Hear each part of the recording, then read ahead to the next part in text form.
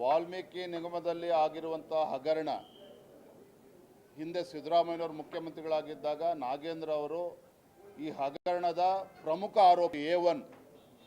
ಹಾಗಾಗಿ ಅನಿವಾರ್ಯವಾಗಿ ರಾಜೀನಾಮೆಯನ್ನು ಕೊಡಬೇಕಾಯಿತು ಮಂತ್ರಿಮಂಡಲಕ್ಕೆ.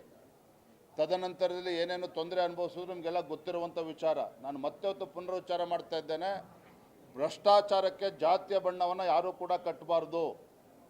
ಭಾರತೀಯ ಜನತಾ ಪಾರ್ಟಿ ನಾವು ನಾಗೇಂದ್ರನ ವಿರೋಧ ಮಾಡ್ತಾ ಇಲ್ಲ, ಆದರೆ ಒಬ್ಬ ಭ್ರಷ್ಟ ಮಂತ್ರಿಯನ್ನು ನಾವು ವಿರೋಧ ಮಾಡ್ತಾ ಇದ್ದೇವೆ. ಇವತ್ತು ಚಾರ್ಜ್ ಶೀಟ್ ಕೂಡ ಫೈಲ್ ಆಗಿದೆ.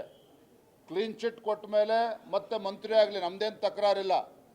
ಅಲ್ಲಿವರೆಗೂ ಒಬ್ಬರಿಲ್ಲ ಅಂದರೆ ಇಬ್ಬರನ್ನ ಸಮುದಾಯದಿಂದ ಮಂತ್ರಿ ಮಾಡಲಿ ಮನೆ ಮುಖ್ಯಮಂತ್ರಿಗಳು, ಅದಕ್ಕೂ ನಮ್ಮದೇನು ತಕರಾರಿಲ್ಲ. ಹಾಗಾಗಿ ವಿಚಾರ ಭಾಳ ಗಂಭೀರವಾಗಿರ್ತಕ್ಕಂಥದ್ದು. ಯಾವ ಹಣ ಪರಿಶಿಷ್ಟ ಪಂಗಡದ ಅಭಿವೃದ್ಧಿಗೆ ಮೀಸಲಿಟ್ಟಿರ್ತಕ್ಕಂಥ ಹಣವನ್ನು ಲೂಟಿ ಮಾಡಿರುವಂಥ ಮಂತ್ರಿ ವಿರುದ್ಧ ಆರೋಪ ಇರುವಂಥದ್ದು. ಹಾಗಾಗಿ ನಿನ್ನೆ ದಿನ ನಮ್ಮ ಸಮುದಾಯದೆಲ್ಲ ಪ್ರಮುಖರು ಎಲ್ಲರೂ ಕೂಡ ನನ್ನ ಹತ್ರ ಬಂದಿದ್ದರು. ವಾಲ್ಮೀಕಿ ಅಭಿವೃದ್ಧಿ ನಿಗಮದ ಹಗರಣದಲ್ಲೇ ಪ್ರಮುಖ ಆರೋಪಿ ನಾಗೇಂದ್ರ ಅವರನ್ನು ಮತ್ತೇನು ಕ್ಯಾಬಿನೆಟ್ಗೆ ಸೇರಿಸ್ಕೊಂಡಿದ್ದಾರೆ. ನಮ್ಮ ಸಮುದಾಯಕ್ಕೆ ಅಪಮಾನ ಆಗಿದೆ.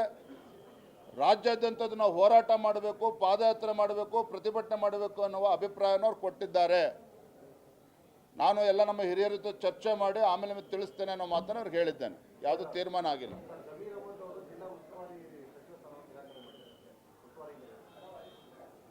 ನಿನ್ನೆ ಮಾನ್ಯ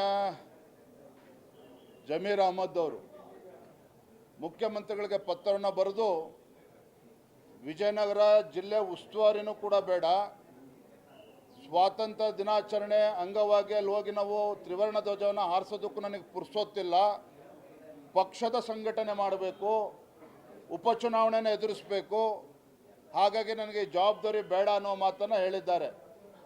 ನಾನಿವತ್ತು ಜಮೀರ್ ಅಹಮದ್ ಅವರು ಏನಾದರೂ ನಾನು ಪಕ್ಷ ಸಂಘಟನೆ ಮಾಡಬೇಕು, ಉಪಚುನಾವಣೆಗಳನ್ನು ಎದುರಿಸಬೇಕು, ಸಂಘಟನೆ ಮಾಡಬೇಕು, ಮಂತ್ರಿಗಿರಿನೂ ಬೇಡ ಅಂತೇಳಿ ಆ ಪತ್ರದಲ್ಲಿ ಉಲ್ಲೇಖ ಮಾಡಿದರೆ ನಾನು ಸ್ವಾಗತ ಮಾಡ್ತಾ ಇದ್ದೆ. ನನಗೆ ಪ್ರಾಫಿಟಬಿಲಿಟಿ ಬೇಕು, ಅಕೌಂಟಬಿಲಿಟಿ ಬೇಡ ಅಂತ ಹೇಳಿದ್ರೆ ತ್ರಿವರ್ಣ ಧ್ವಜ ಹಾರಿಸ್ತಕ್ಕಂಥದ್ದು ಇದು ನಿಮ್ಮ ಕರ್ತವ್ಯ. ಸಚಿವರಾಗಿ ಜನಪ್ರತಿನಿಧಿಗೆ, ಶಾಸಕರಿಗೆ, ಮಂತ್ರಿಗಳಿಗೆ ಅದು ಒಂದು ಕರ್ತವ್ಯ. It's not an optional. ಇದನ್ನು ಅರ್ಥ ಮಾಡ್ಕೋಬೇಕಾಗ್ತದೆ ಜಮೀರ್ ಅಹಮದ್ ಅವರು.